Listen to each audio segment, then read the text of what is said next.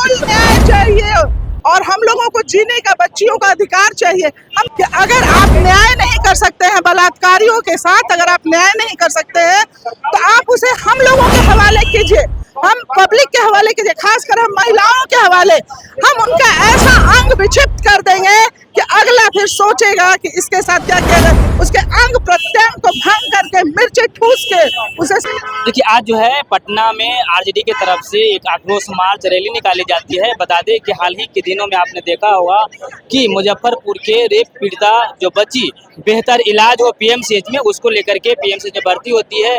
Bed जो है विपक्ष के नेताओं का जदोजहद के बाद जो है मिलता है, लेकिन 9 घंटे बाद जो है उस लड़की का मौत हो जाती है। उसके बाद जो है पटना में बवाल होते हैं। अब आरजेडी की पार्टी जो है वो चाहती है कि उस बच्ची के और परिवार वालों के साथ जो है एक न्याय हो। एनडीए सरकार से गुहार लगा रहे हैं, लेकिन आक्रोश मार्च के दरमियान में क्या कुछ कहना है, मेरे साथ प्रतिमा यादव जी हैं जो कि प्रदेश महासचिव, क्या कुछ कहेंगे? मैं यही कहूंगी कि ये जो संवेदनहीन जो सरकार है, जो बलात्कारियों को शरण देने वाली सरकार है, जो मतलब हत्यारिन सरकार है, जो दिन प्रतिदिन हमारे यहाँ लॉ एंड ऑर्डर को खत्म कर दिया गया है, दिन प्रतिदिन हत्याएं हो रही हैं, मर्डर हो रहे हैं, चलते फिरते यंग आदमी को आपके सामने मार दिया जा रहा है। यहाँ तक कि शासन प्रशासन को भी इस तरह से डरा के रखा गया कि अगर वो जा रहे हैं तो उनकी भी नहीं चल रही है, उनकी भी धुलाई कर दी जा रही है। तो ये कैसी सरकार है ये? मतलब आप खुद सोचिए कि उस बच्ची का क्या शरीर रहा होगा अभी, जिस बच्ची के साथ इतना अमानवीय कुकृत्य किया गया है। इसके लिए तो कुछ बोलने से पहले भी आदमी को एक बार सोचना भी लगाए हैं। न्याय चाहिए, बिल्कुल न्याय चाहिए और हम लोगों को जीने का, बच्चियों का अधिकार चाहिए। हम तो इतना डर चुके हैं कि अब तो कोई भी नहीं चाहेगा कि हमारी बच्ची रोड पे आए, निकले, बाहर घूमे। जिस तरह से यहाँ पे लॉ एंड ऑर्डर का कोई ये नहीं रहा। आप एक महिला है, अभी मान लेते हैं कि आप आरजेडी से ताल्लुक नहीं रख रही हैं, एक साधारण एक महिला है, कैसे देख रहे हैं लगातार जो है रेप का घटनाएं बढ़ती है? 5 साल बच्ची के साथ, 6 साल के बच्ची के साथ, 7 साल के बच्चे के साथ, मतलब ऐसे करके जो घटनाएं घट रहे हैं, क्या कुछ और भी नियम में कुछ होनी चाहिए जो लोगों की इस तरह जागरूकता के लिए? नियम इसके पहले भी मैं अभी आपकी एक मीडिया कर्मी थी, उनसे मैंने यही कहा कि अगर आप न्याय नहीं कर सकते हैं बलात्कारियों के साथ, अगर आप न्याय नहीं कर सकते हैं तो आप उसे हम लोगों के हवाले कीजिए, हम पब्लिक के हवाले कीजिए, खासकर हम महिलाओं के हवाले।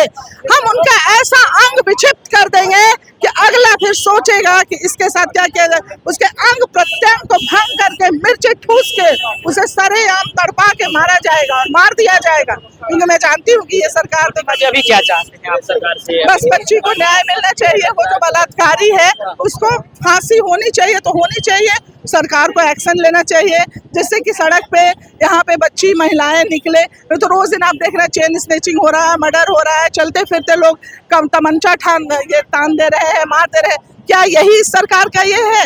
मैं बस लास्ट में यही कहना चाहती हूँ कि ये सरकार हम सभी लोगों की रक्षक नहीं है, ये हम लोगों की भक्षक हो गई है। रोज रोज ये प्रतिदिन भक्षण कर रही है और ऐसे लोगों का जो बेचारे अभी नवयुवा हैं उनका, ये बेचारी बच्ची का क्या दोष था?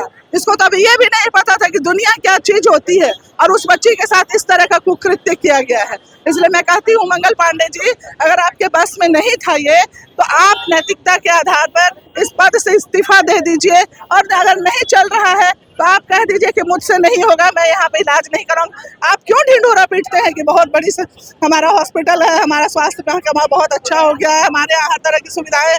क्या सुविधा आपने दी? अगर आप उस बच्ची को सुविधा दिए रहते काश शायद आज वो बच्ची हम लोगों के बीच रहती।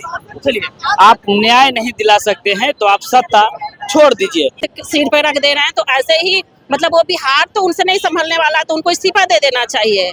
जो इस तरह से महिलाओं के साथ जो अत्याचार हो रहा है, उनका जो 20 साल से चला रहे हैं पीएमसीएच का स्थिति, अगर एक दलित लड़की अगर उसी जगह किसी और जगह की होती, कोई भी ये तो क्या 8 घंटे उसमें तरपाया जाता है उसको।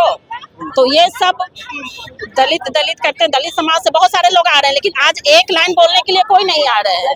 दलित के वोट लिए के लिए राजनीति करते हैं। देखिए, आज दलित समाज के ही बेटी है मुजफ्फरपुर कुरहनी प्रखंड के, तो उनके जो हत्या बलात्कार करके हत्या कर दिया गया, हत्या नहीं हुआ, उनको इतना टॉर्चर किया गया बच्ची को, जो उनको गला रेत दिया, उसको छाती काट दिया गया। और अभी देखिए यहाँ का अभी मुजफ्फरपुर का अभी ठंडा नहीं हुआ है। सीतामढ़ी का नानपुर प्रखंड के अभी के मुस्लिम महिला बेटी के साथ जो हुआ है, जो उनको 3 दिन पहले उसको गायब किया गया और बलात्कार करके उस सिगरेट उपरेट से पूरा शरीर को दाग दिया गया है और दाग कर कुछ शमशान माने ऐसा जगह पर टांग दिया गया है कि वहाँ पर लगता है कि जो उसको कोई नहीं है, अनाथ की तरह, लवारिस की तरह बच्ची को टांग दिया गया है। ना कुछ नहीं है।